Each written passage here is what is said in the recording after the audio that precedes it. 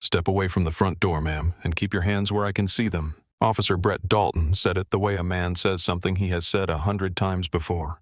Flat, certain, carrying the comfortable weight of a conclusion already reached before the words left his mouth.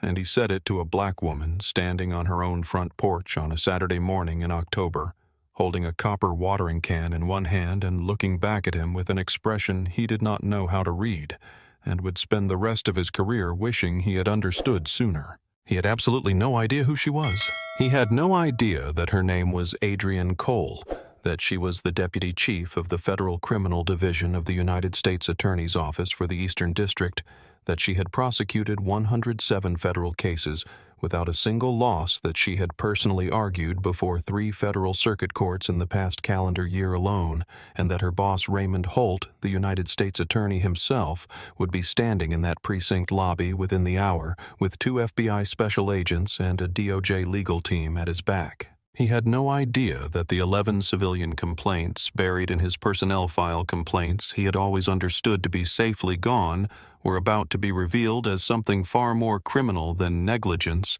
that the union representative who had made every one of those complaints disappear would, before the week was over, become the man who destroyed him completely, and that by noon on this quiet Saturday, he would be standing in his own building with his badge surrendered and his service weapon in an evidence bag. While the woman he had put in handcuffs walked out through the lobby doors in the same faded college hoodie he had arrested her for wearing. Brett Dalton thought he was teaching a lesson in compliance on a quiet suburban street on a Saturday morning. He had absolutely no idea he was walking into the most consequential arrest of his career, his own. Adrienne Cole had been a federal prosecutor for 16 years, and in that time she had dismantled a money laundering network that stretched across 5 states, built a RICO case against a pharmaceutical distribution company, so thoroughly documented that 2 of the 3 defendants fired their lawyers and pleaded guilty before the first witness was called, and sent a sitting state assemblyman to federal prison for 9 years in a case that 3 previous prosecutors had declined to pursue. Because the evidence, they said, was too complicated to present to a jury without losing them, Adrienne had presented it in 4 days, and the jury had deliberated for less than 3 hours. She had a reputation in the Eastern District Courthouse that communicated itself not through words, but through the specific way defense attorneys adjusted their papers when they saw her name on a case caption, through the frequency with which opposing counsel requested continuances when she was prosecuting, through the particular quality of attention a courtroom pays when the person at the podium has spent 16 years making sure every word earns its place. None of that was visible on this particular Saturday morning. What was visible was a woman in a faded Howard University hoodie, the one with the cracked lettering across the chest that she'd owned since her second year of law school and refused to throw away because it had, she felt, earned its deterioration. Honestly, and gray sweatpants and a pair of slip-on sneakers that had seen better years. Her hair pinned up and partly loose from the morning's work. Standing on the front porch of a house she had owned for exactly 18 days, and was still in the most literal sense learning the dimensions of. The house at 22 Aldergrove Court was a modest 3-bedroom colonial, not large by the standards of Crestwood Heights, which ran toward the sprawling end of the residential spectrum, but solid and well-built, with good bones and a front porch that caught the October light cleanly from the east, in a way that she had noticed on her 3rd visit to the property, and had decided then, without being fully conscious of the decision, was the reason she was going to buy it. She had saved for it across 7 years of federal salary adjustments, and the methodical erosion of every savings plan she had started and then raided for one emergency or another. A flooded apartment, a family medical situation, a car that had decided at 140,000 miles that it was no longer interested in cooperation. And she had sat at a closing table 18 days ago in the same navy suit she wore to argue motions before district court judges, signed 51 pages of documents, and walked out holding a key that felt in the most literal and uncomplicated way she had experienced in years like something she had earned entirely by herself. She had moved in across 4 weekends, squeezed between a cartel indictment and a witness preparation schedule that had left her approximately no margin to exist as a person, and most of the boxes in the spare bedroom remained taped shut. the garage still holding a floor lamp. She hadn't found a room for a rolled yoga mat she had owned for 3 years and used twice, and 4 boxes of law school casebooks. She kept telling herself she was going to donate to the university library. Today was Saturday, and today had nothing on the calendar. No briefs, no calls, no 6 a.m. emails from investigators with developments that couldn't wait. And Raymond Holt had told her with the specific firmness of a man watching his best prosecutor burn herself down to the edges. Take the weekend. Adrian, go unpack something, go be a person for 48 hours. She had made coffee at 6:45 and drunk it on the porch in the faded hoodie, watching the October oaks do their quiet business in the early light. And then she had unpacked 2 boxes of kitchen items, discovered the copper watering can still wrapped in moving paper at the back of the garage, and decided that the lavender she had planted in the pots on the front steps the previous evening looked like it needed water. That was what she was doing when she heard the cruisers turn onto Aldergrove Court. Before the legal analysis engaged, before the prosecutor's inventory ran its automatic count of badge numbers and body camera positions, and the precise distance between herself and the nearest officer, there was one moment that was purely private, and she allowed it to be exactly that. She thought of her mother. Her mother, Carolyn Cole, who had worked double shifts in the administration department of Mercy General Hospital for 22 years, so that Adrian could attend a school with a debate team and a college counselor who knew what she was doing, who had driven her to mock trial practice on Tuesday nights in a car with a heater that worked only intermittently, who had pressed $100 in cash into her hand the morning she left for law school orientation and said without ceremony that she had earned every penny of it and should spend it on something that lasted. Her mother had told her during the conversation that every black mother eventually has with her daughter delivered in a voice that carried no bitterness, but also no softness about it. The voice of a woman stating a fact she had verified personally and at considerable cost, that they will always need you to prove something, baby, and the trick is to be so prepared that the proving doesn't break you. Adrienne had spent years arguing gently against this, wanting to believe with the specific faith of a woman who had built her professional life on the principle that evidence and preparation and the law itself were armor enough that a woman with a federal prosecutor's credentials and a mortgage she had signed herself and a key she had earned alone could stand on her own front porch on a Saturday morning and water her plants without it meaning anything beyond what it was.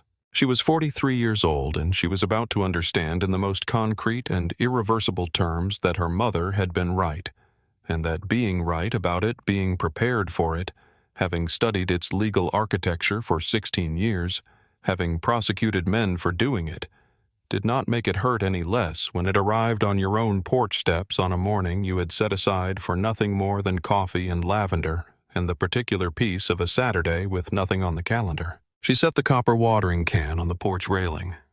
She stood her ground. She watched Officer Brett Dalton unsnap the retention strap on his holster before he had finished crossing her driveway, and she began with the automatic discipline of 16 years in federal court to build the record. Patricia Wyndham had lived at 11 Aldergrove Court for 24 years, which was long enough to have watched 4 houses on the street sell and resell, to have attended every neighborhood block party since the first one was organized in the summer of 2003, and to have served 7 consecutive terms as president of the Crestwood Heights Homeowners Association, a position she had held with the specific dedication of a person who believes, without examining the belief too closely, that attention to the details of a street is the same thing as caring for the people on it. She knew the make, model, and parking habits of every vehicle that routinely appeared on Aldergrove Court. The Petersons' silver SUV, the Garcias' old pickup with the bumper sticker she privately found distasteful, the cleaning service van that came to number 17 on Tuesdays, and she had kept a close and careful eye on number 22 since Harold Swick, who had lived there for 31 years and whose wife Margaret had passed away 6 years before he finally moved to assisted living 7 months ago, had left in the back of a medical transport on a cold March morning without, as far as Patricia knew, saying goodbye to anyone on the street. She had not been informed about the sale of number 22. In Patricia's internal architecture, the carefully organized structure through which she processed information about her street, her neighborhood, and her sense of her own role in both this absence of notification carried the weight of a legitimate injury, despite the fact that the HOA had no legal authority whatsoever over private real estate transactions. A fact that was available to her in the same way that many facts were available to Patricia, without ever quite penetrating the layer of certainty beneath which she processed information about the things she believed it was her business to know. For 3 weeks she had observed a gray Volvo appearing regularly in the driveway of number 22, had watched lights appear in Harold's windows at hours that felt unfamiliar, had noted someone carrying boxes from the garage on at least 2 separate occasions, and she had not knocked on the door, had not crossed the street to introduce herself, had not waved from her driveway in the way that neighbors on Aldergrove Court had always waved at one another in the 24 years she had lived here, because she had decided in the comfortable private logic of someone who believes she is performing a civic function to wait and watch and gather information before she acted. On this particular Saturday at 9:11 in the morning, Patricia Wyndham was seated in the chair beside her front window, the one positioned at a slight angle that allowed a clear view of the street, while maintaining the impression from outside that she was simply sitting in her living room with her plantation shutters open just enough to see clearly, and her morning tea cooling on the side table beside her, when she watched a black woman in an oversized gray hoodie emerge from the side door of number 22, walk to the garage, disappear inside for a moment, and return carrying a copper watering can, which she then carried to the front porch, where she began moving between the lavender pots on the steps. Patricia told herself she was concerned. She told herself this with complete sincerity, and it is important to understand that the sincerity was real. She was not in her own experience of the moment, performing an emotion she did not feel or constructing a justification for an action she knew to be wrong. And it is precisely this complete sincerity that made her more dangerous than she would have been if she had known somewhere in the honest part of herself that what she was actually feeling was not concern, but the specific settled discomfort of a woman who had decided without being fully conscious of the decision that this particular person did not match her picture of who belonged on her street. She did not walk across to number 22 and introduce herself. She did not open the front door and call out a greeting. She picked up her phone and she dialed 911, and when the dispatcher answered, she spoke in the careful, measured voice of a woman who has thought about how this call should sound. "Yes, I need to report a suspicious situation. There's a woman, a black woman. I don't recognize her, and she's going in and out of 22 Aldergrove Court. The man who lived there recently moved away. He was elderly. He's not there anymore, and she's been carrying things out of the garage and walking around the property, like she owns the place.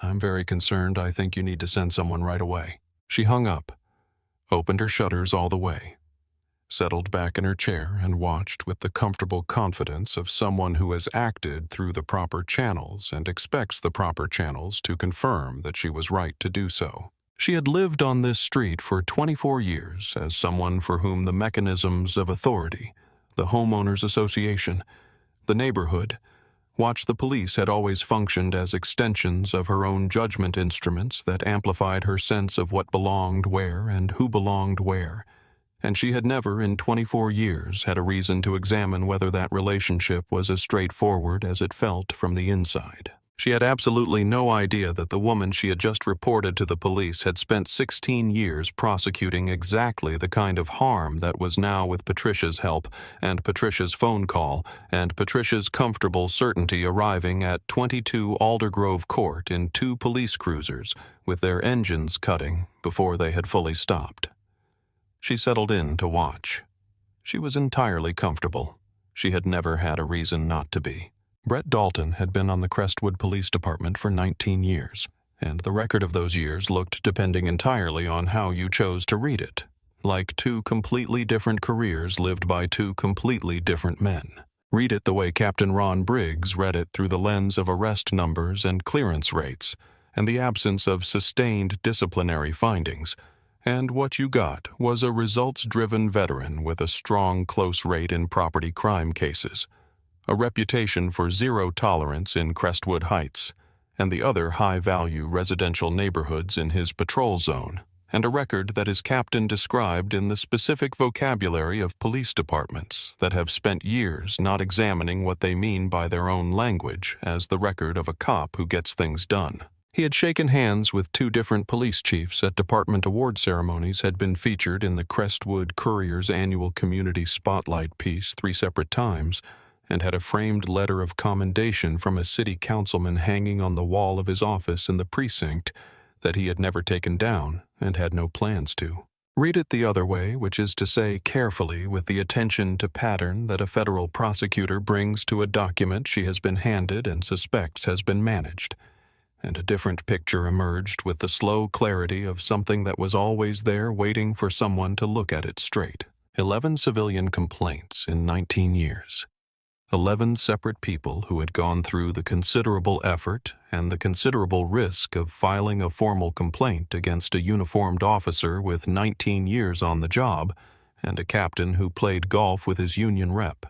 And the complaints told a story that was consistent and specific in the way that stories built from lived experience tend to be consistent and specific, which is to say that they did not have the vagueness of fabrication, but the precise textured detail of things that had actually happened to people who still remembered exactly how they felt. Racial profiling during traffic stops in the Crestwood Heights commercial district, where Dalton had twice pulled over black drivers in vehicles he later described in his reports as matching the description of a vehicle sought in an unrelated incident, a description so broad it matched approximately a third of the cars on the road that morning. Unlawful search and seizure.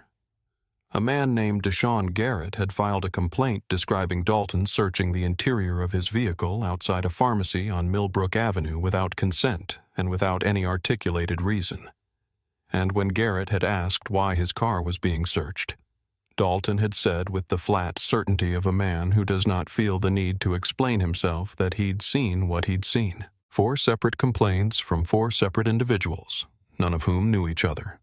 None of whom had consulted with each other before filing, all describing the same essential experience, a situation that was calm, that was ordinary, that was proceeding without incident until Brett Dalton arrived and introduced into it a level of aggression and suspicion that transformed something manageable into something frightening and humiliating, and in at least 2 of the 4 cases physically painful.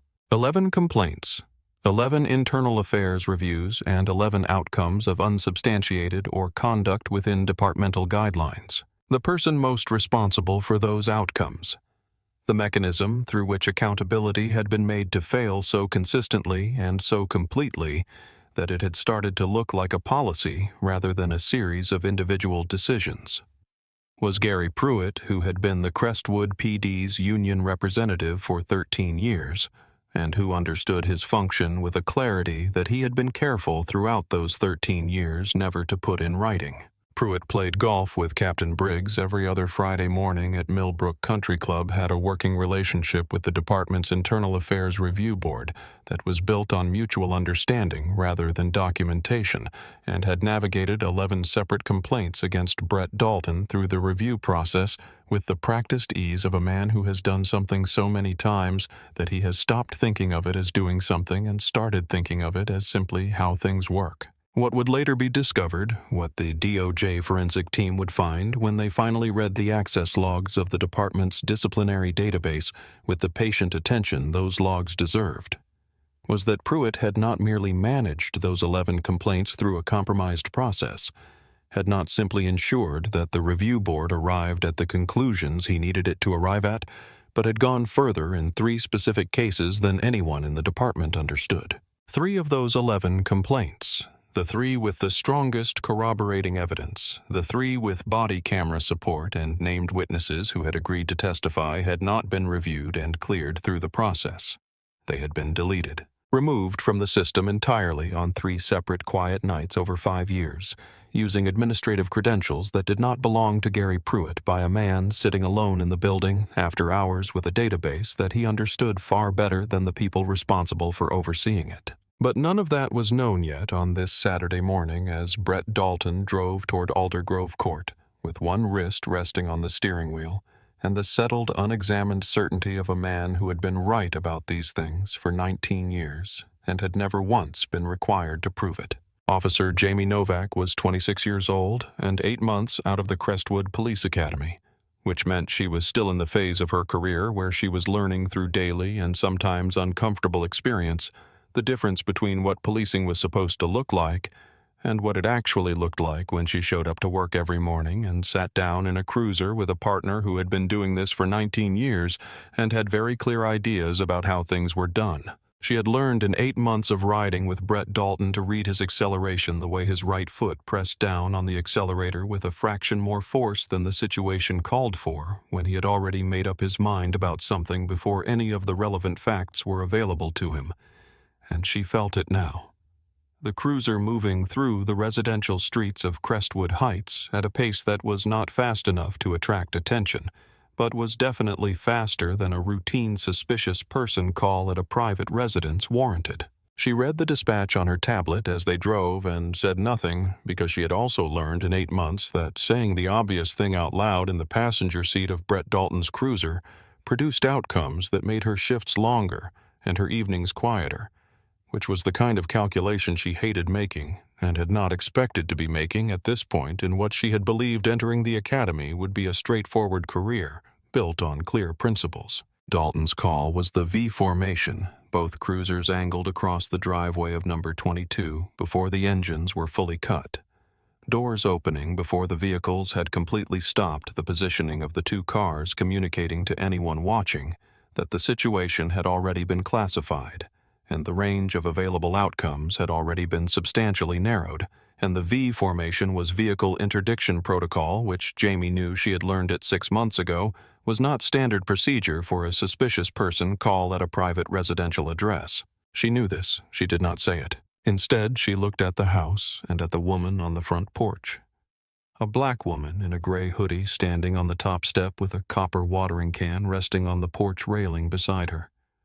Watching the 2 cruisers pull in across her driveway with an expression that Jamie, in 8 months of observing the wide range of ways people responded to police arriving at their address, had simply never seen before on the face of someone who was supposed to be a suspect in something. The woman looked like someone who had been expecting this, not the specific officers, not the specific morning, but the essential shape of what was happening, and had decided before they even got out of the cars exactly how she was going to handle it. Something in that expression settled into Jamie's chest and stayed there for the rest of the day. Adrian saw the cruisers the moment they turned onto Aldergrove Court, because she had been watching the street with the particular quality of attention that comes from spending 16 years working alongside federal law enforcement and developing through that proximity.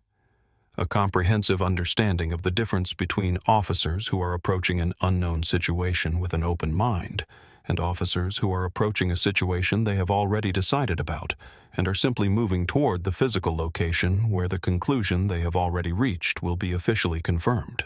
The V formation told her everything she needed to know about which kind of approach this was going to be, because the V formation was vehicle interdiction, the positioning you used when you were cutting off an escape route, when you believed the person you were approaching was going to try to run, and it was not under any reading of departmental protocol that Adrienne had ever encountered the appropriate formation for a suspicious person call at a private residence where the person in question was standing on a porch in plain sight, not hiding, not fleeing, not displaying any behavior that a reasonable officer would describe as suspicious beyond the fact that she was black and her neighbor had picked up a telephone.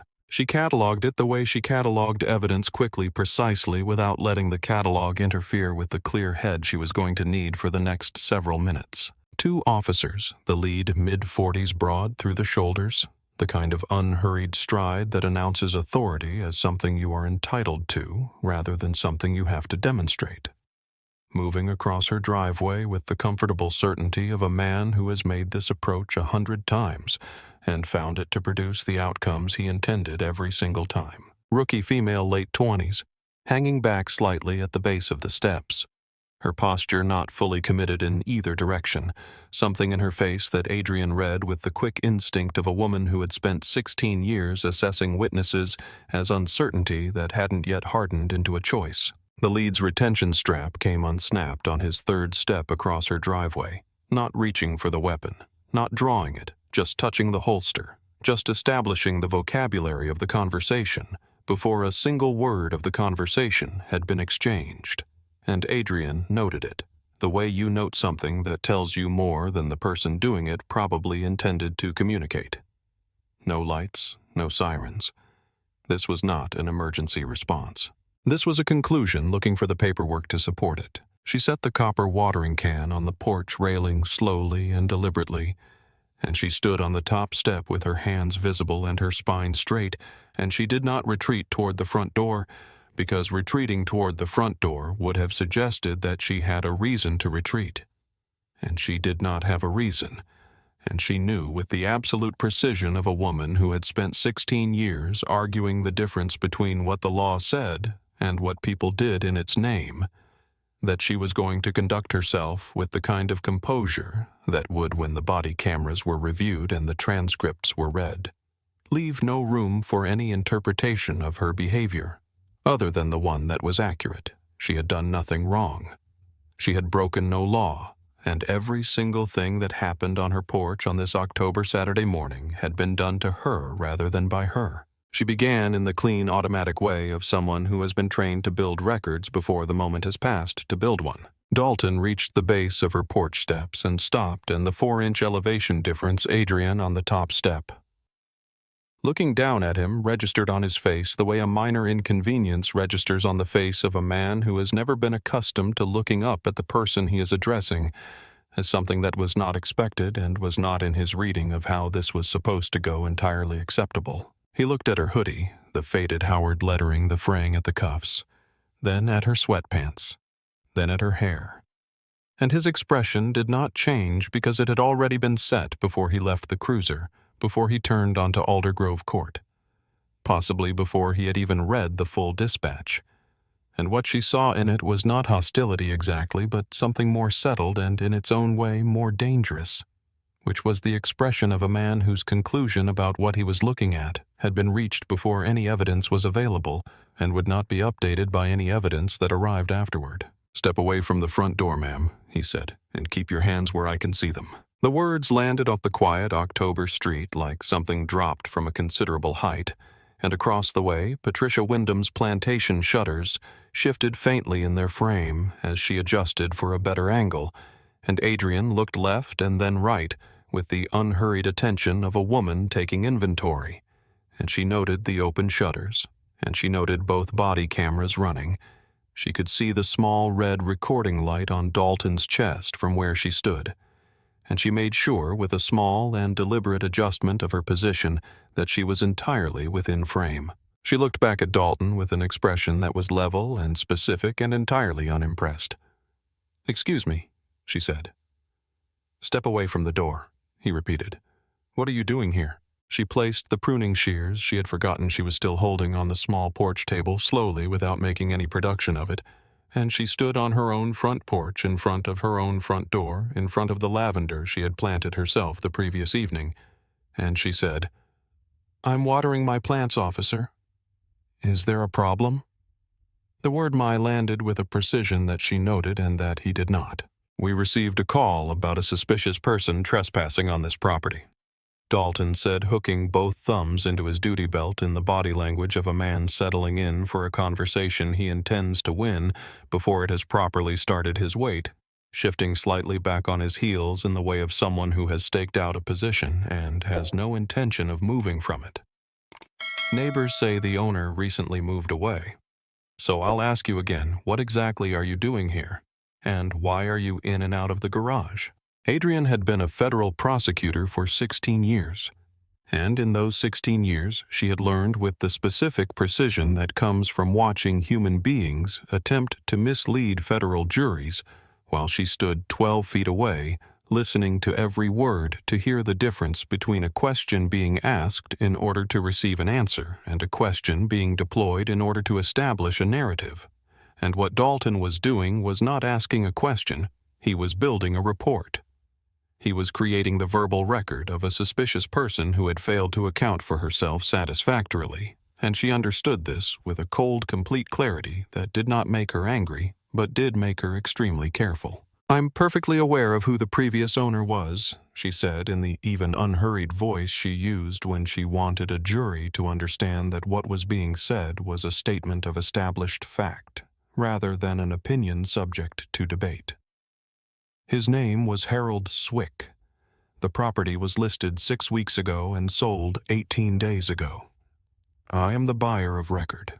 I live here. I have been living here for 18 days. The recalibration that moved across Dalton's face was not an update of his working conclusion. She could see that clearly enough. She had watched juries fail to update their working conclusions in real time, often enough to recognize the expression. It was the specific micro-adjustment of a man filing information in the wrong category, because the category it actually belonged in had no place in the story he had arrived with. He let out a short exhale through his nose and glanced sideways at Jamie. The sideways glance of a man sharing a private editorial with a trusted colleague. And Jamie, at the base of the porch steps, dropped her eyes for the first time, and something shifted in her face toward something she wouldn't have a name for until later, but that Adrian recognized immediately as the expression of a person who is beginning to understand that the thing they are participating in is not the thing they signed up for. "You live here," Dalton said, and the tone of it was not a question. It was disbelief wearing the grammatical clothing of one. "That is correct." "In this house?" "Yes." "Then prove it," he said. "I need to see your ID." The demand sat in the October air between them and across the street. Patricia Wyndham had opened her shutters all the way and was watching with both hands wrapped around her cooling teacup, and Jamie had shifted her weight at the base of the porch steps and was holding her radio in both hands now and looking at the side of Dalton's face with an expression that had moved from uncertainty toward something that had more edges to it. Dalton had hooked his thumbs back in his duty belt, and he was watching Adrienne with the settled patience of a man who has asked for something he fully expects to receive, because in 19 years he had asked for this particular thing and always received it. He was about to have a very new experience. The legal analysis ran in her mind in under 2 seconds, clean and complete the way things run when you have spent 16 years practicing until the thinking becomes automatic. Stop and identify statutes applied only to Terry. Stops, which were investigative detentions requiring reasonable articulable suspicion that the person being detained had committed, was committing, or was about to commit a criminal offense. And reasonable, articulable suspicion was a specific legal standard with a specific legal meaning that had been defined and refined and debated in federal courts for more than 50 years, and standing on one's own front porch on a Saturday morning, watering lavender in a college hoodie, did not meet that standard by any reading of the law that a federal judge would take seriously, and a neighbor's 911 call without any corroborating evidence of actual criminal conduct did not establish reasonable suspicion under Terry v. Ohio. And this particular demand, delivered in this particular tone on this particular porch, was unlawful. She knew all of it with the kind of certainty that doesn't require review.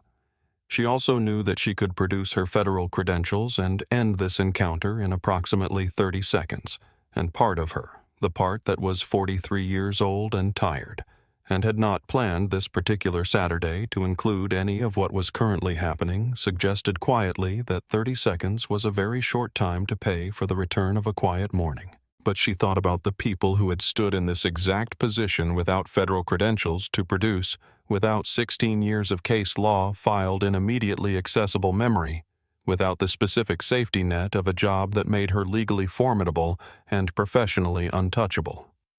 She thought about Deshaun Garrett standing outside a pharmacy on Millbrook Avenue while Dalton searched his car without consent and without explanation.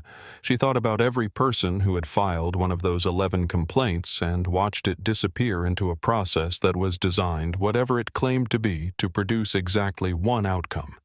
And she thought about what it meant to comply when compliance was not required, about what that compliance cost, and who it cost it to, and what it said about whether the law was something that protected everyone, or something that protected the people who already had other protections. "No," Adrienne said. Dalton blinked a small, involuntary pause in which his processing system, which had not prepared a response to that particular word from this particular person in this particular situation, could be briefly seen working, and the gap was visible in a way that she filed without comment. "Excuse me." "No," she repeated, and her voice had not moved. A single register had not risen or tightened or acquired any of the textures that voices acquire when the person using them is uncertain about the ground they are standing on. Because she was not uncertain about the ground she was standing on. She was standing on her own front porch, on ground she had signed 51 pages of documents to own, and the ground was solid. "I am not going to show you my identification." Dalton climbed to the top of her porch steps. He was in her space now, close enough that she could see the specific quality of the tension in his jaw, and he dropped his voice into the register that men use when they want what they are about to say to feel inevitable rather than chosen. "Listen to me very carefully. This is an active investigation into a reported burglary. You are a suspect. Hand me your identification right now, or things are going to get very difficult for you very quickly." "Then let me be precise about the law," Adrian said, and she spoke in the cadence she used for opening arguments. Each word placed with the deliberateness of someone laying foundation work that everything else will need to be built on, because what you just said is not accurate. She held his gaze, and she did not step back. "There is no stop and identify statute in this state that applies to a consensual encounter on private property. To lawfully demand my identification, you need reasonable, articulable suspicion that I have committed, am committing, or am about to commit a criminal offense. That is the standard from Terry versus Ohio, and it has not changed in more than 50 years. A neighbor's phone call while I stand openly on my own front porch watering plants in daylight does not meet that threshold. You have no legal basis to demand my identification, and I am formally telling you that." At the base of the steps, Jamie had stopped moving entirely. She was holding her radio in both hands and looking at Dalton with an expression that had fully crossed from uncertain into something more specific, the expression of a person who has just heard something true and understood it, and knows with the clarity of someone who cannot unknow something, once they have understood it, that the situation they are standing inside has just changed its shape. "Dalton," she said, quietly. "Just his name. Just enough." He cut her off without turning his head. His ego had taken the blow. The legal language, the case citation delivered without notes or hesitation. The absolute composure of the woman in the sweatpants who was declining to behave the way that people in sweatpants being questioned by uniformed officers with 19 years on the job were supposed to behave. And it was now responding with the only tools it had been trained to use, which were the tools of force and authority, and the specific practiced vocabulary of a man who has spent 19 years being able to convert any situation into the kind of situation where his interpretation was the only one that ended up in the report. His hand moved slowly and deliberately to his holster, not drawing, not reaching, just resting his palm against the grip in a way that was so practiced it probably felt to him like simply adjusting his stance. But that was to anyone watching an unmistakable communication about where this conversation was headed, if it continued in the direction it was currently going. "You are interfering with a police investigation," he said, his voice flattening into the specific register of someone who has decided the conversation is over and is now simply issuing instructions. "Provide your name and date of birth right now, or I will place you under arrest for obstruction. That is your last chance. You cannot arrest someone for obstruction based solely on their refusal to comply with an unlawful identification demand," Adrian said, and her voice had acquired an edge that was not heat, but was something harder and more durable. The edge of absolute certainty, the certainty of a person who has written this exact argument in federal briefs and argued it before circuit court judges, and knows with the precision of 16 years of professional practice that she is correct. "I am on my own private property. I have broken no law. You have no warrant, no probable cause, and no legal authority to detain me. I am formally asking you to step off my porch." She was still in frame, both cameras still running, and she was making sure with the careful awareness of a woman who has spent 16 years understanding the difference between what happens and what can be proven to have happened, that every word she was saying was audible enough to be captured without ambiguity by the microphone on his chest. And then Dalton moved. There was no additional warning, no final exchange, no moment of hesitation that might have allowed anything other than what happened next to happen instead. One moment he was standing 18 inches from her, and the next his hand had closed around her left wrist with a force that was not about procedure, and was not about de-escalation, and was not about anything that appeared in the Crestwood PD use of force guidelines, but was entirely and purely about the specific intolerance of a man who has never in his adult professional life been told no by someone he had already decided did not have the standing to tell him anything. Adrienne made a sound, involuntary, immediate, not fear, but the shock of physical contact applied without cause or invitation. The specific jarring reality of being grabbed by the state when you have done nothing to invite being grabbed. And then he had spun her toward the brick wall beside the front door, her left arm bent behind her back, his body weight pressing her forward, and her right cheek made contact with the rough masonry of her own house. The brick was cold. It scraped. And from the porch railing, with a sound that was small and sharp and would be the detail that every neighbor who was watching from their window would remember first when they described it later, the copper watering can fell and rolled and stopped against the brick of the bottom step. "Get your hands off me," she said. And this time the composure cracked, not broke, cracked the way a surface cracks when something is applied to it that is stronger than its capacity to resist. Because the physical reality of it, after everything she had said with such precision, and such legal accuracy, and such genuine belief in the power of correct language to do something in the world, was something that 16 years of federal litigation had not. She understood now, with her cheek against the brick of her own house, fully prepared her for. Not the weight of a hand on her wrist, not the cold of the masonry against her face, not the specific particular degradation of being pressed against the exterior wall of the house you signed 51 pages of documents to own, while your neighbor stands on her lawn across the street, with her arms folded, and watches with the expression of someone whose picture of the world has just been confirmed. "This is an unlawful arrest," she said loudly, clearly projecting toward the street, and toward both running cameras simultaneously. "You are violating my Fourth Amendment rights. Badge number 8. 821. I am naming these violations aloud as they occur." "Stop resisting," Dalton said. She was not resisting.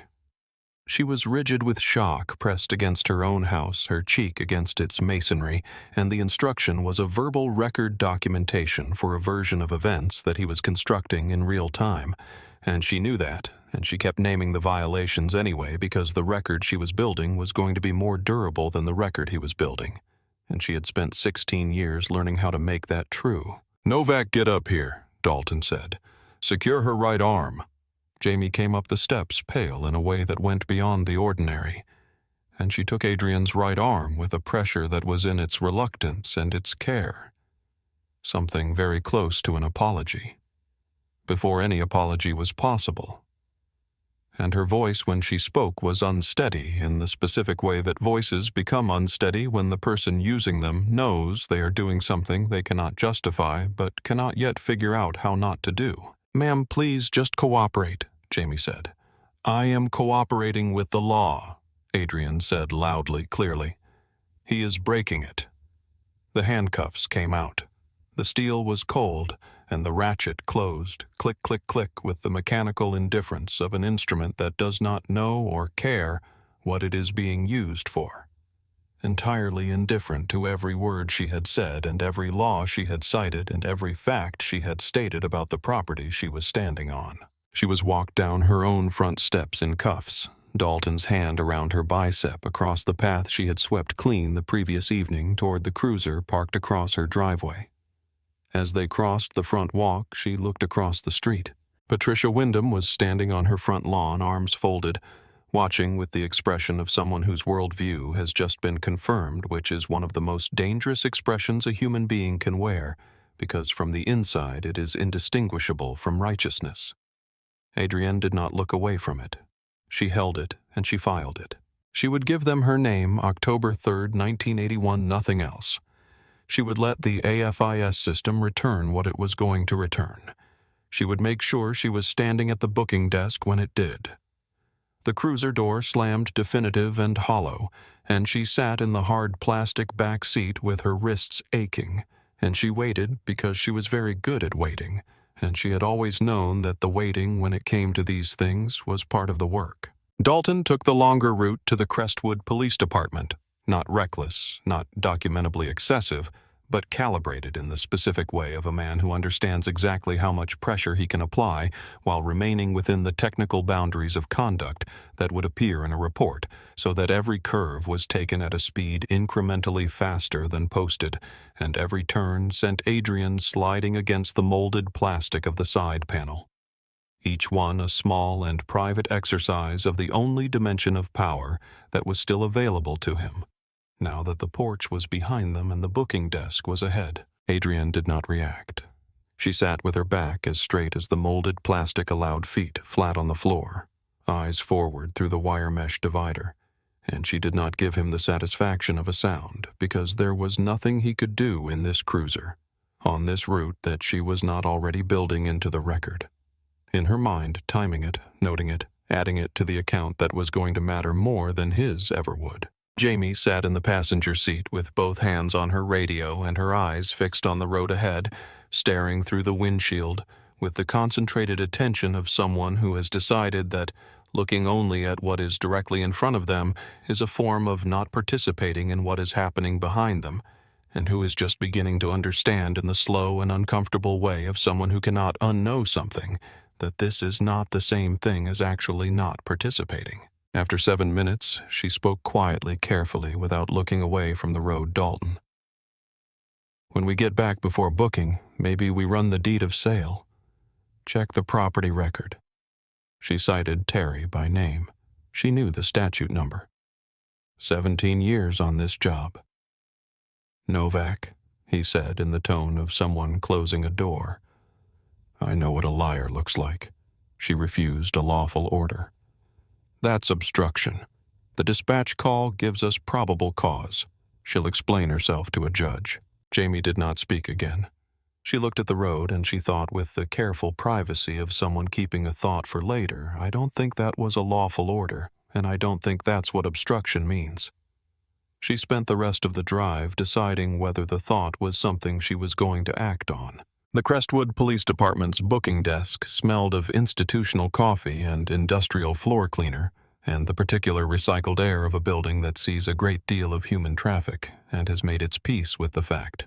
And Sergeant Walt Carver, 60 years old, 12 years at the booking desk, methodical and unhurried in the manner of a man who has processed enough situations to have lost the ability to be surprised by most of them, was finishing a notation on the form in front of him when Dalton brought Adrienne in and did not look up until he had completed the sentence he was working on because incomplete notations had caused him more problems across 12 years than incomplete arrests. What do we got?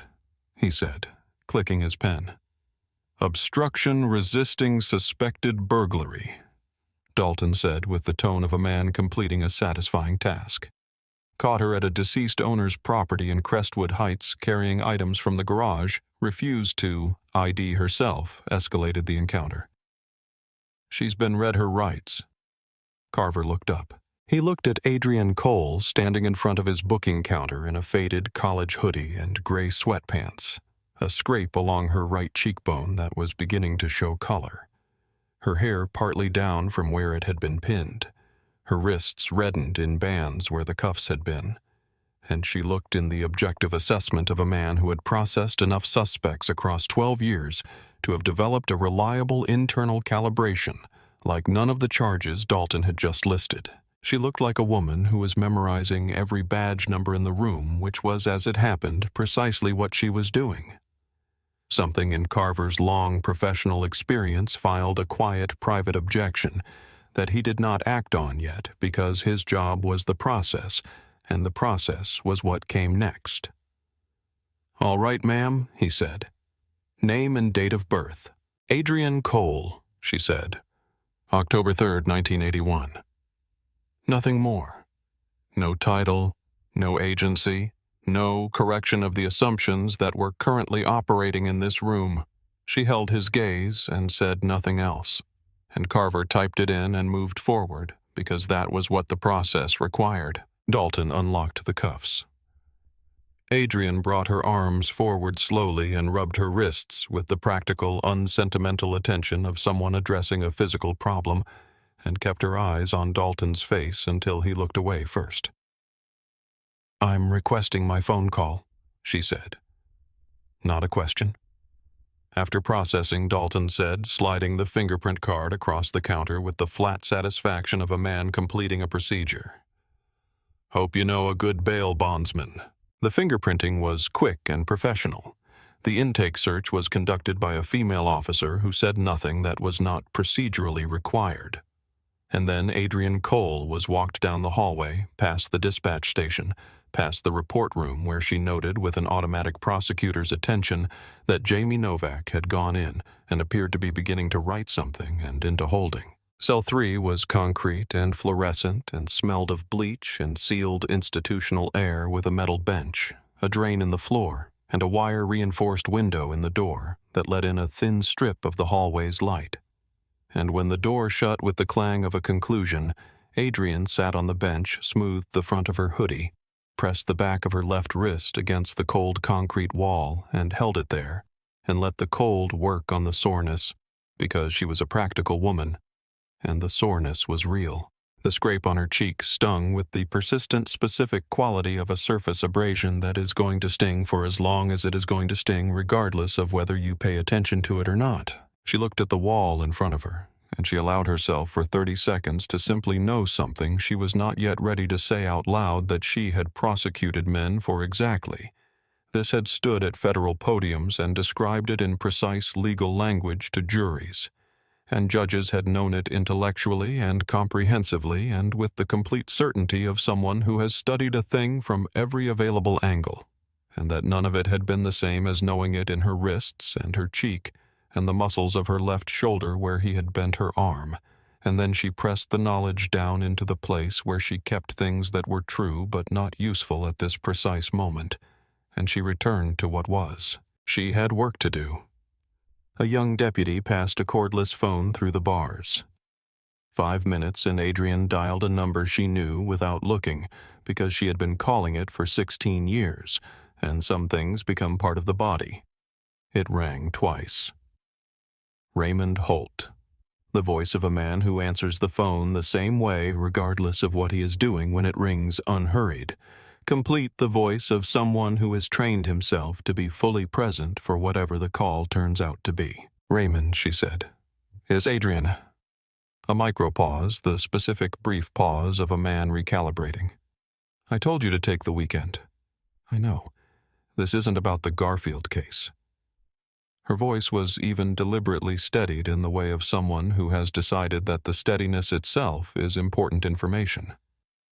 "I'm calling from a holding cell at the Crestwood Police Department." The silence that followed was not the silence of someone who had nothing to say. It was the silence of a man reorganizing his understanding of a situation. Very quickly, the way Raymond Holt reorganized things, which was faster than anyone else Adrienne had ever worked beside. "Say that again," he said. She gave him the full account, clean sequential prosecutorial without heat. Holding Cell 3, Crestwood PD. Arrested at 9:24 a.m. at her home. 22 Aldergrove Court, Crestwood Heights. Arresting Officer Brett Dalton, badge 8821, 19-year veteran. 911 call from a neighbor. She was informed that Adrian was the current owner of record. Dalton demanded identification without legal basis. She cited Terry. He grabbed her wrist, slammed her against the brick wall of her own house. Scrape on her right cheek, bruising on both wrists. Arrested on obstruction, resisting, and suspected burglary. She heard on the other end of the line the specific sound of a coffee mug being set down with a careful deliberateness. "Are you hurt?" he asked. And it was the first and only personal question before the professional machinery started. and she knew him well enough to understand what it cost him to make it the first question rather than the third or the fourth. "Functionally fine," she said. "The cheek will heal. The wrists will heal." He arrested the deputy chief of the Federal Criminal Division on her own front porch, Raymond, while she was watering her lavender. A pause, and then, quietly, in the specific register of his voice that she had heard only a handful of times in 16 years, and always when something important was being decided, "I'm calling Hayes at the field office right now. We can be there in under 45 minutes. "Don't come yet," she said. One beat of silence. "Give them 25 minutes," she continued. "Let them finish processing the prints. Let the AFIS system run my name through the national database. I want Dalton standing at that booking desk when the result comes back. I want to be in the room." Another silence, shorter this time. "You want the building to introduce you." "I want him to know first from a machine," she said. "I want it to be the system itself that tells him what he did. Not me, the database. I want to watch him read it."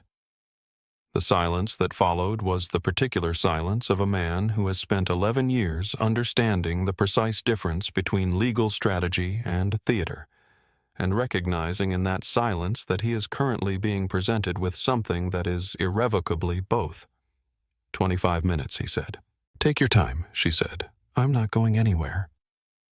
She passed the phone back through the bars, sat down on the metal bench, put her feet flat on the floor and her hands in her lap, and looked at the concrete wall with the trained, deliberate stillness of a woman who has waited for verdicts and knows in her bones that the waiting is part of the work. Sergeant Walt Carver had processed a very large number of names through the automated fingerprint identification system in his 12 years at the Crestwood PD booking desk, and he had seen results that were expected, and results that were surprising, and results that were merely administrative, and he had seen outstanding warrants and alias flags and records longer or shorter than the person's demeanor had suggested, and he had developed across 12 years of reading those results a reliable sense of what a result was going to look like before the screen finished loading.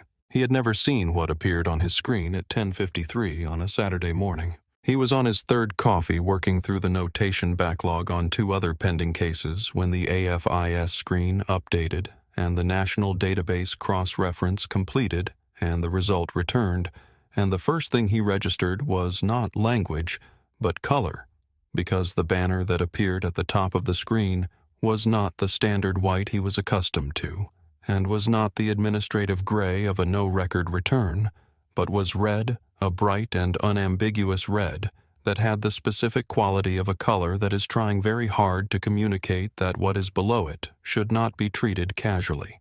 He leaned forward. He read it once. Restricted Federal Law Enforcement Access Clearance Level, Top Secret /SCI Agency, Department of Justice Office of the United States Attorney Eastern District.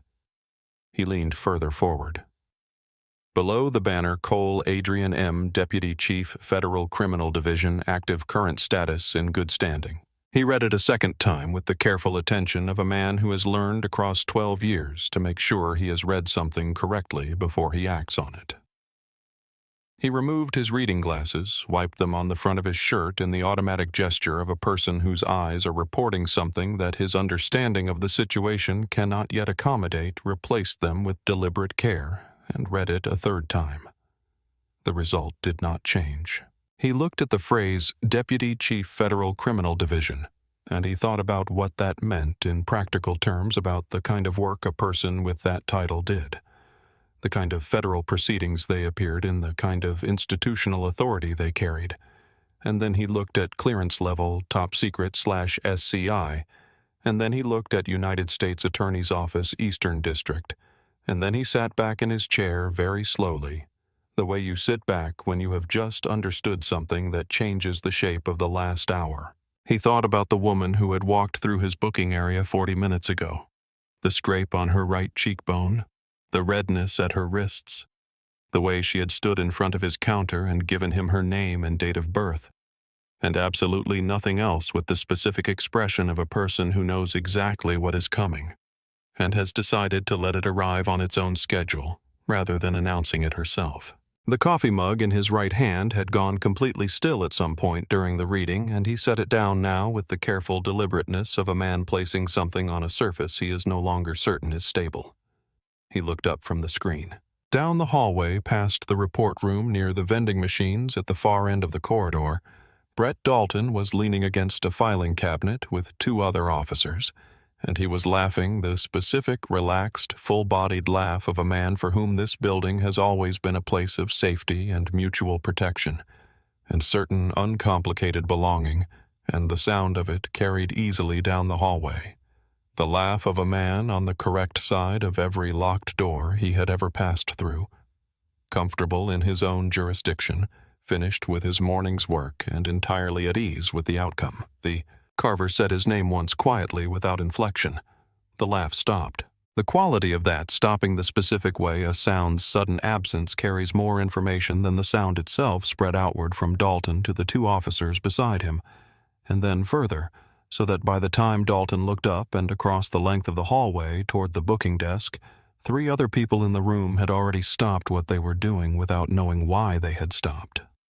Pulled by the particular atmosphere that gathers around something irreversible beginning to happen. "Yeah," Sarge Dalton said. "What's up?"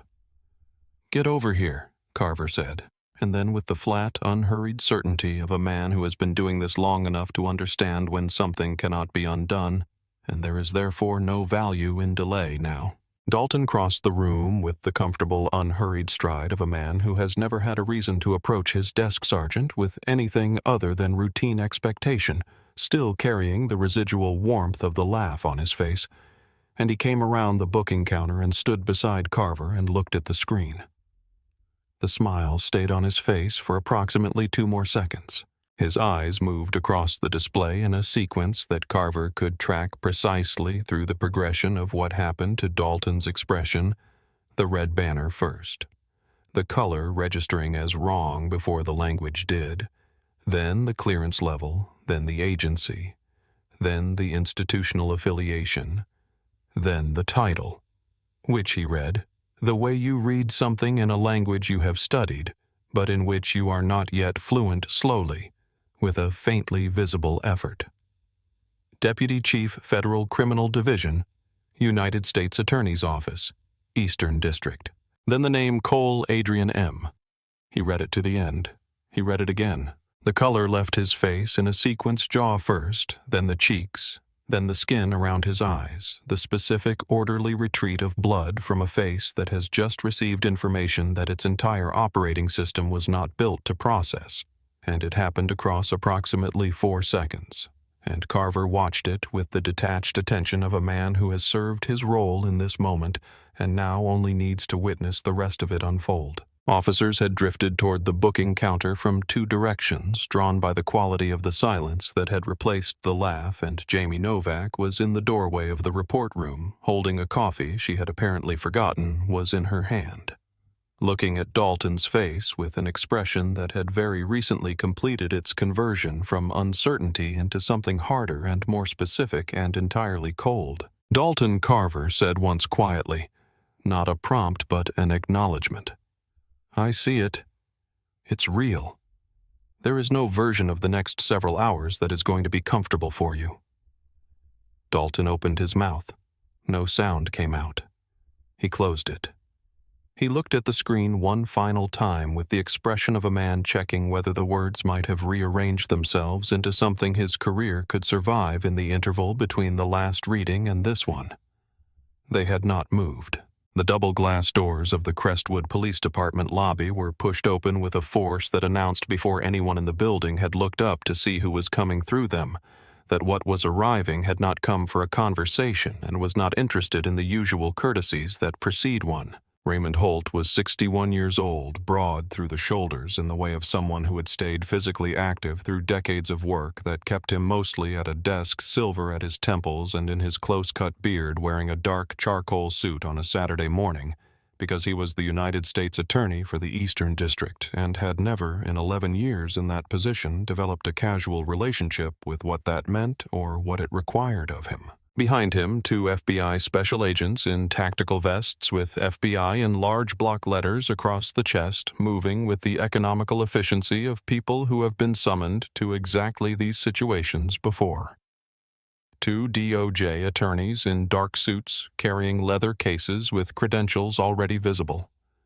His deputy, James Okafor, with a face that communicated in its absolute blankness that he had processed the facts of this situation and arrived at conclusions he was keeping entirely internal until they were needed. Holt pushed through the lobby's security gate without pausing.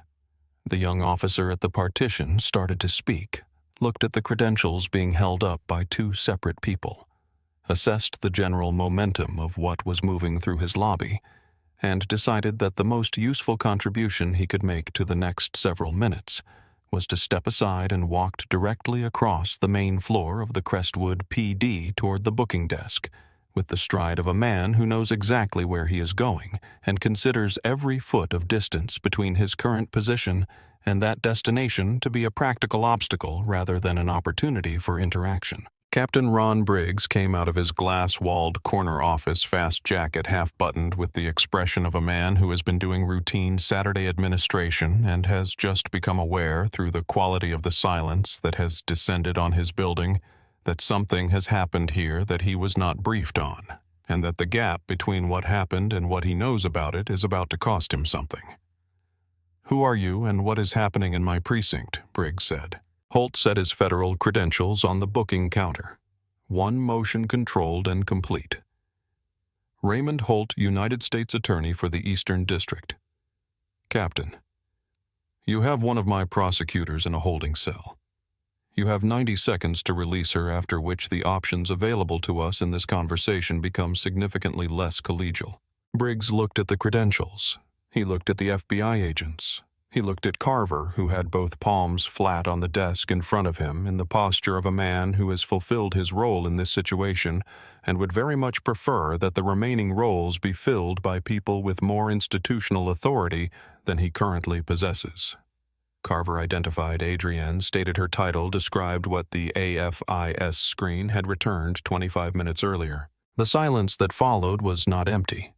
It was the silence of a room full of people simultaneously calculating what this information meant for them individually, their calculations running in parallel and arriving at answers that ranged from bad to considerably worse, depending on the specific nature of their involvement in the previous 3 hours. Holt turned from the booking counter and found Dalton with his eyes immediately the way a person finds what they are looking for when they have had 25 minutes in a car to prepare a precise picture of what they are walking into, and he walked toward him across the Crestwood PD main floor and stopped 18 inches away and looked at him with the level, unhurried attention of a man for whom the absence of heat in a difficult situation is not restraint, but method. "Officer Dalton," he said. And the register was so level and so contained that its very evenness functioned as a form of pressure, the way cold can be more intense than heat in certain conditions. "Listen to me carefully." He listed what Dalton had done: the detention without reasonable suspicion, the identification demand without legal grounds, the escalation of a non-violent encounter, the assault under color of law, and then he delivered the last item on the list in a voice that did not change its register a single degree.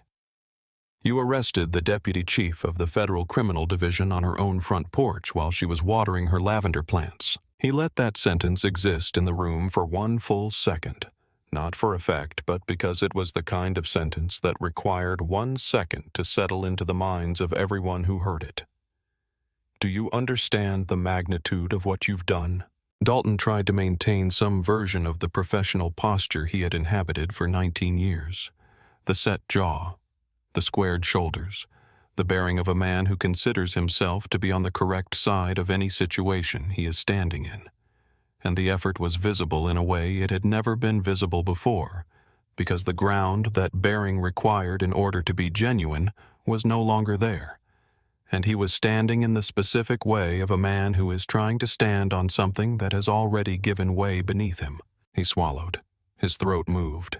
He looked like a man who has spent 19 years building on a foundation he was told was permanent, and has just understood in the way you understand things that arrive through the body, rather than the mind, that it was not. Holt turned slightly toward Briggs, not breaking his gaze on Dalton, and delivered his next instructions with the evenness of someone reading from a document that has already been written and notarized: immediate preservation of all body camera footage from both officers, all dashboard footage from both vehicles, all dispatch audio related to this incident, every frame and every second of it, and if a single piece of that record was missing or unaccounted for when his office requested it under federal subpoena, he would bring obstruction charges against the building. "Understood," Briggs said quickly and carefully, with the expression of a man who is doing a rapid and private inventory of every decision he has made in recent years, and what each of those decisions might look like, examined under federal lighting.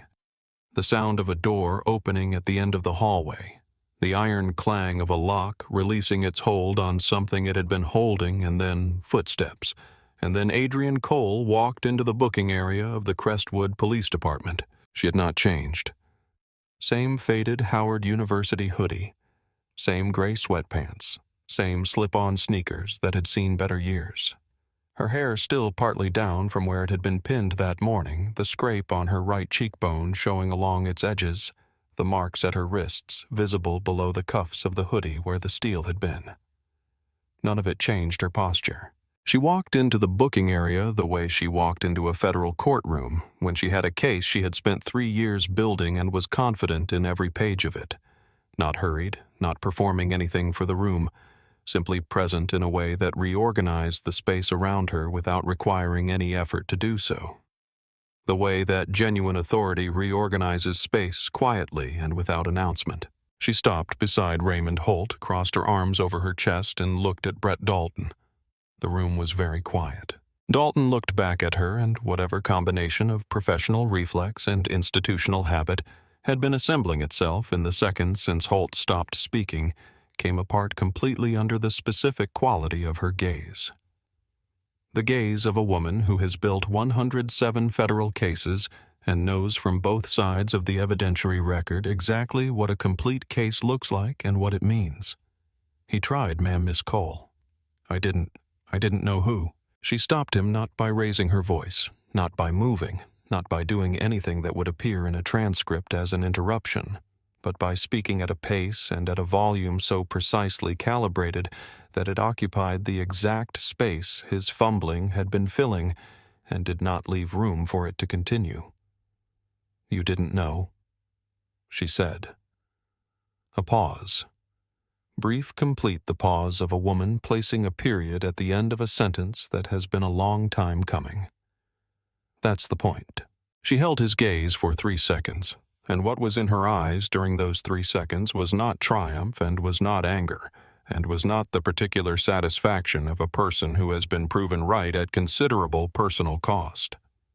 It was something quieter and more durable than any of those things. The expression of a woman who has been doing this work for 16 years and understands with the comprehensive understanding of someone who has seen it from every angle exactly what the failure she is standing inside represents and who it has cost across all the years before this morning.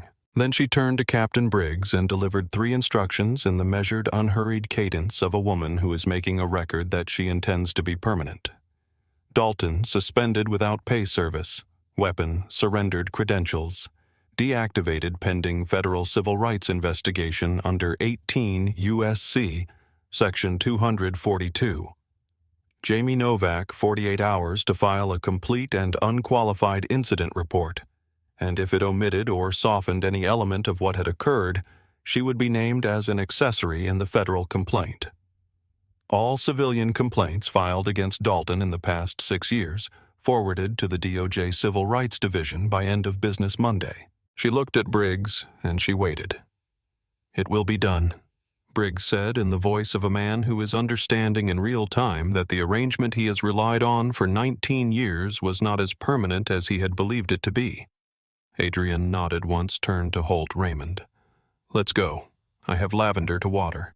The walkout took approximately 40 seconds from the booking counter to the lobby doors, and every officer who was in the Crestwood Police Department that Saturday would later describe it in slightly different terms, would remember slightly different specific details, but every single one of them would remember the same essential image without variation. Adrian Cole in a faded college hoodie and gray sweatpants.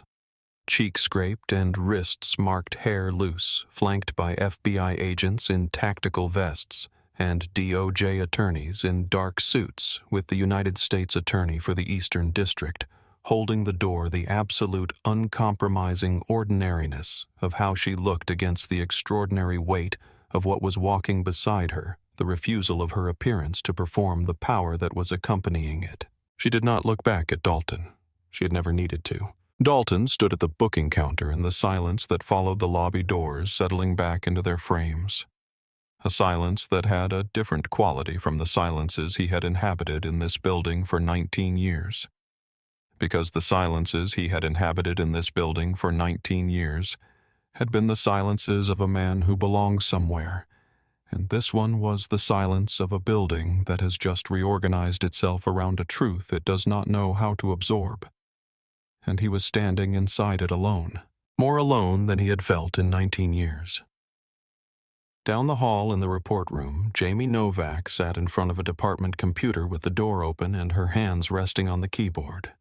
And she sat that way for a moment, not hesitating exactly but settling into the decision she had made in the car on the way to the precinct, and had almost unmade twice in the hours since, and had now made in the way that decisions become irrevocable, which is quietly and without ceremony. Then she opened a blank incident report and she wrote the truth, all of it, from the V formation Dalton had called before the cruisers stopped moving to the holster strap, coming unsnapped on the third step across the driveway to the legal arguments she had heard and understood at the base of the porch steps, to the grab, to the brick wall, to the handcuffs, to the things she had tried to say in the car and had not said clearly enough, to every frame of what the body camera had recorded and every word of what the encounter had actually been. She wrote for 2 hours and 20 minutes. She submitted it through the department system and printed a copy and walked it personally to Sergeant Carver's desk before she left the building. It was the most important thing she had ever written, and she did not soften a single word of it. The federal complaint was filed at 11:44 p.m. on Saturday night, built on 2 running body camera recordings, dispatch audio, Jamie's incident report, and Adrian's own verbal record of violations. Each one named aloud on camera in real time as it occurred, and by Sunday morning a 47-second clip extracted from Dalton's own body camera was on every major platform because it contained something that required no commentary and no framing to communicate its meaning to anyone who watched it. The clip was from inside the cruiser, filmed on the drive back to the precinct, and on it Dalton's voice was clearly audible in the front seat, directed at the silent woman in the back behind the wire mesh, whom he believed at that moment to be nothing other than what he had classified her as on the porch. "You people always want to talk about your rights and your dignity and your lawyers until the cuffs go on, then it's all tears and phone calls and cousins who know somebody. Reality setting in back there, sweetheart." This segment would appear in the federal complaint under the heading statements, evidencing racial animus, and it would appear by Sunday evening on approximately 51 million phone screens, and the reaction it produced was the particular kind of reaction that arises when something is simply shown without editorializing, when the evidence speaks at such volume that any commentary added to it is redundant. One side played the clip on loop and shared side-by-side footage of Adrian citing Terry versus Ohio on her own porch in weekend clothes. Legal scholars and law professors sharing it with captions about what it actually looks like when someone knows their rights. Practicing attorneys pointing out each specific legal error Dalton made in real time, ordinary people sharing it with nothing but a period. The other side gathered in closed community groups and private forums to construct a version of events in which Adrienne had been acting suspiciously, in which Dalton had been doing his job, in which the entire episode was the result of circumstances rather than choices. And that version circulated because it always does, and it found the audiences that were looking for it. What neither side fully understood, yet the detail that would shift the conversation permanently when it broke on Monday, was that the DOJ had sent a forensic team into the Crestwood PD's disciplinary database on Saturday evening, and the forensic team was reading the access logs with the patient, methodical attention that access logs deserve. and the timestamps were being checked and the credential records were being matched against personnel schedules, and Gary Pruitt had not slept since Saturday afternoon, and his attorney had been answering calls since 9 p.m. The 11 complaints were about to stop being the story. What had happened to 3 of them was about to become it. The DOJ forensic review of the Crestwood Police Department's disciplinary database was completed on Thursday of the following week, and what it found was not what anyone outside the department had expected to find, because what they had expected to find was corruption dressed as process, a compromised review board, a union representative who applied pressure in the right directions, a captain who asked no questions he didn't want the answers to, and what they found instead was something that did not have the ambiguity of a system that had failed through negligence or institutional laziness. What they found was a crime. 3 of Dalton's 11 complaints, 3 specific files, the 3 with body camera, support, the 3 with named witnesses who had agreed to go on the record, the 3 that a competent and honest internal review process would have resulted in sustained findings that would have altered or ended his career had not been reviewed and cleared through a compromised process. They had been deleted, not buried in an unfavorable ruling, not filed pending further review that never came, not cleared on grounds that strained credibility but at least existed on paper. Deleted, removed from the system entirely the way you remove something when you want it to have never existed, and the database's access log which recorded every single interaction with the system along with the timestamp. The terminal location and the user credentials had recorded all 3 deletion events with the precision of a machine that does not understand why it is being asked to do something, only that it is being asked, and keeps the record accordingly. The credentials used for all 3 deletions belonged to Captain Ron Briggs. Captain Ron Briggs had not been in the building on any of the 3 nights in question. His keycard access logs confirmed this. His personal phone records confirmed this. He had been home and the deletions had been made from a terminal in the union representative's office, using an administrative login that Gary Pruitt had obtained from Briggs's workstation on a day 8 months before the first deletion, when Briggs had been away from his desk long enough for someone to write down what was on the screen. When Adrienne read the forensic report on Thursday afternoon, sitting at her desk at the Eastern District Courthouse between a deposition prep session and a witness preparation call, she read the relevant section twice, then set the report down and sat with her hands flat on the surface of her desk for a moment, very still. She had known about the 11 complaints, and the 11 clearances had cited them in the federal complaint as evidence of an entrenched pattern of protected misconduct. But clearances, however corrupt the process that produced them, were a different category of wrong from what she was reading now. And the difference mattered enormously, both legally and in every other way she knew how to think about it. Clearances leave a paper trail. They leave a record of a process, however compromised, that at least acknowledged the complaint existed. Deletion left nothing. It was the removal of the evidence that the complaint had ever been made, and what that meant, what it actually meant for the 3 people who had filed those complaints, and had believed, as everyone who files a formal complaint must believe in order to go through the effort of doing it, that their testimony would become part of a permanent record, was something that Adrienne had to sit with for a full minute before she picked up her pen. She added 3 lines to the complaint in Raymond Holt's office. The deletion of 3 disciplinary records does not constitute a failure of oversight. It constitutes a federal crime. And it means that Officer Dalton's career was not the product of a department that failed to act on available information. It was the product of a department in which available information was deliberately destroyed to ensure that no action could be required. That distinction will be made to matter in court. She underlined the last sentence. 2 days after the arrest, Patricia Wyndham was in the living room of 11 Aldergrove Court, watching the morning news with her second cup of tea and feeling beneath the slight discomfort of seeing the story covered with the particular seriousness that cable news applied to things that had turned out to be larger than they initially appeared, fundamentally vindicated in the way that people feel vindicated when they have taken an action, and the action has produced exactly the consequences they should have been able to predict if they had examined their own assumptions rather than acting on them as though they were facts. She had done what a responsible neighbor does, The situation had escalated beyond what she had anticipated, which was regrettable, and was in any case the responsibility of the police, and not of the person who had made a concerned phone call through the appropriate channels, and the concern she had felt that Saturday morning watching a black woman she didn't recognize going in and out of Harold's old house had been a legitimate concern, and she had acted on it, and she wasn't sure what everyone was so upset about. She had told this version to 4 neighbors. 3 had listened with expressions she had chosen to interpret as understanding. She was on her second cup of tea when the knock came firm and professional 3 even beats. She opened the door, expecting a delivery. 2 people in dark suits stood on her porch, credentials on lanyards. The taller one, with an expression that carried no warmth and required none, Patricia Wyndham, Special Agent Dennis Fowler, Federal Bureau of Investigation. This is Special Agent Christine Hess. Ma'am, we're conducting an investigation into the filing of a false police report and a swatting incident that resulted in the unlawful arrest of a federal official. We need you to come with us. The teacup was still in her right hand. I was only concerned I didn't know who she was, I thought. Those are arguments to make through your attorney, Agent Hess said, and her voice was neither unkind nor movable. The handcuffs went on.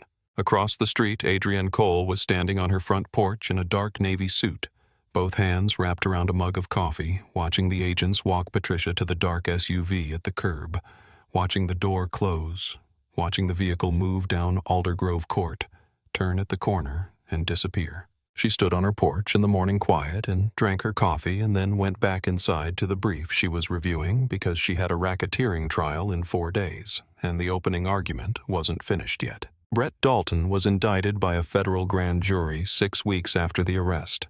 3 counts, 2 for deprivation of rights under color of law, covering the unlawful detention and the physical assault, and 1 for assault of a federal official under 18, USC Section 111, and he was convicted on all 3 counts after a 4-day trial in which the jury deliberated for less than 7 hours. The union did not appear at arraignment. His private defense attorney, a careful man named Gerald Walsh, who had spent the first week of representation reviewing 2 running body camera recordings and a 2-hour incident report written by Dalton's own partner, without a single softened word called Dalton after that first week, and used the measured language of a lawyer who has examined the evidence and drawn an honest conclusion about what it means. The sentence was 4 years in federal custody. Gary Pruitt was indicted on 7 counts, 3 for unauthorized access to a government computer system, 3 for obstruction of justice through destruction of official records, and 1 for conspiracy to deprive citizens of their civil rights, and was convicted on 6 of the 7. 4 years in federal custody. His pension was revoked. 13 years of union work became in the federal record a documented criminal enterprise built on stolen credentials and quiet nights in an empty building.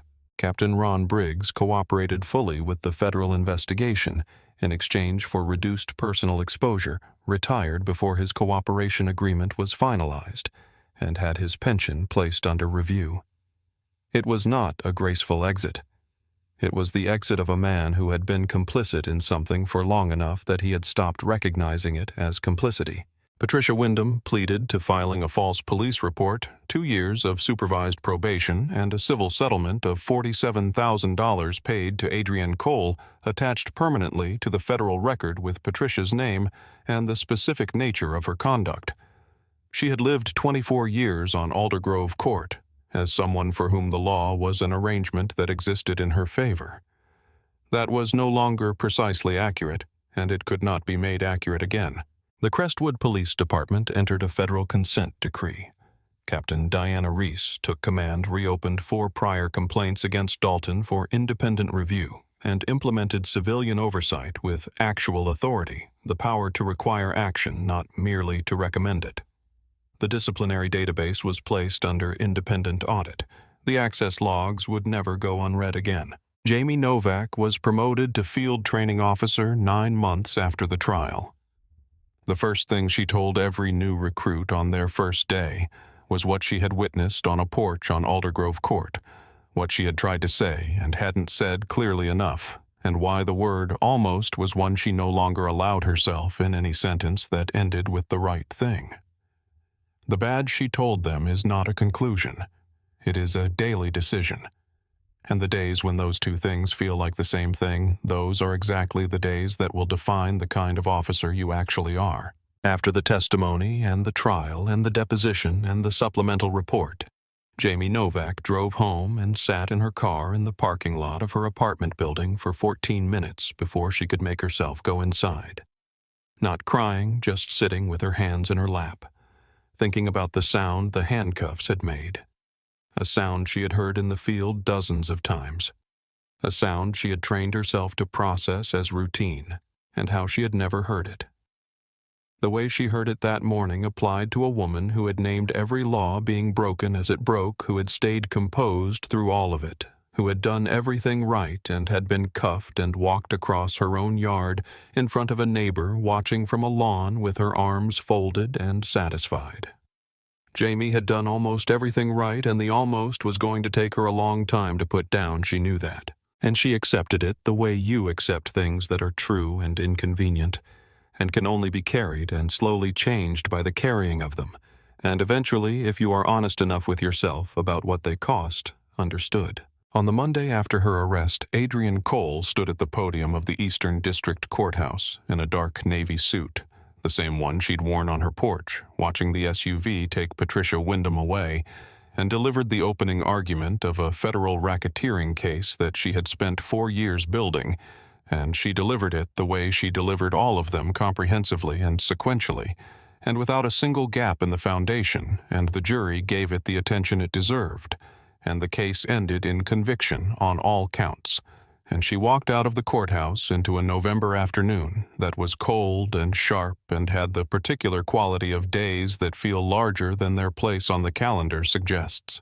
And she stood on the courthouse steps for a moment and breathed the cold air without performing anything for anyone, and then she went back to her office and began work on the next case, because there was always a next case, and that was what it had always meant to do, this work.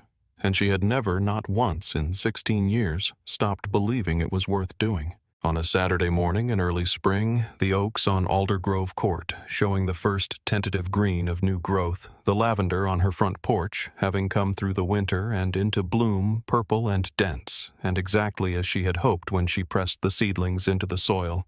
The evening before her first Saturday as a homeowner, Adrienne Cole was on her front steps with a mug of coffee held in both hands, and the copper watering can sitting full on the railing beside her, watching the neighborhood wake in the unhurried way of a Saturday, with nothing on the calendar and a patrol cruiser turned onto Aldergrove Court, and moved at a measured, even pace, not asserting anything, just present.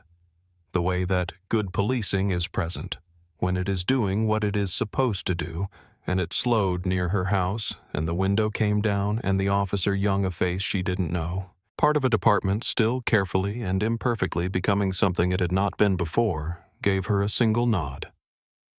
No ceremony, just the acknowledgement of one person on a public street to another who had a right to be there. And then the cruiser moved on and turned at the corner of Aldergrove and Elm, and was gone. Adrienne watched it go, took a slow sip of her coffee, and thought of her mother.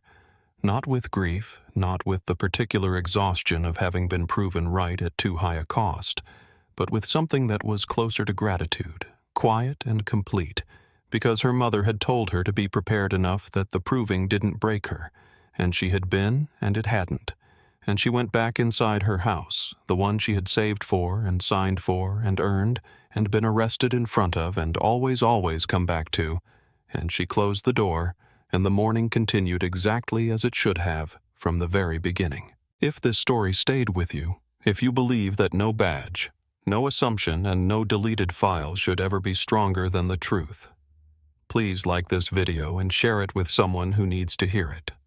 Subscribe to our channel for more stories about the moments when justice refuses to look away. And drop a comment below if you had been standing at the base of those porch steps that morning.